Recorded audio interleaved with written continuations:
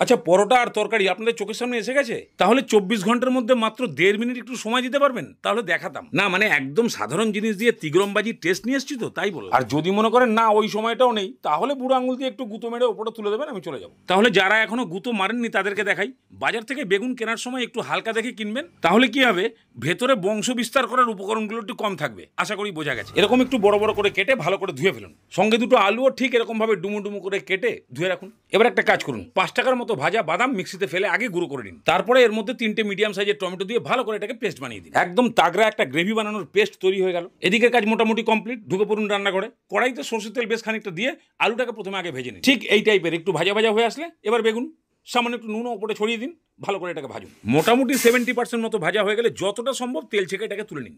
এবার ওই তেলের মধ্যে অল্প করে হিং, পাঁচফোড়ন আর দুটো শুকনো লঙ্কা ছিঁড়ে দিয়ে একটু নাড়িয়ে চাড়িয়ে ওই টমেটো বাদামের পেস্ট দিয়ে দিন। মিক্সির ভেতরেও অল্প জল দিয়ে ভালো করে ঘুরিয়ে দিয়ে দিন। এর উপরে পরিমাণ মতো নুন, হলুদ গুঁড়ো, ধনে গুঁড়ো, কাশ্মীরি লঙ্কার গুঁড়ো আর আদা কাঁচা লঙ্কার পেস্ট দিয়ে ভালো করে এটাকে কষান। এই মশলাটা ফ্রাই করতে একটু সময় লাগবে, ততক্ষণে 1 চামচ জিরে আর 1 চামচ গোলমরিচ হালকা ভেজে নিয়ে তারপরে গুঁড়ো করে রাখুন। মশলা যখন কষিয়ে ঠিক এরকম টাইপের শুকনো শুকনো হয়ে যাবে, তখন সেই আলু বেগুন ভাজা, জিরে গোলমরিচ ভাজার গুঁড়ো, সামান্য একটু চিনি দিয়ে 2-3 মিনিট ভালো করে কষিয়ে নিয়ে এমন পরিমাণে জল দিন খালি আলুটা সেদ্ধ হবে, মাখা মাখা হবে।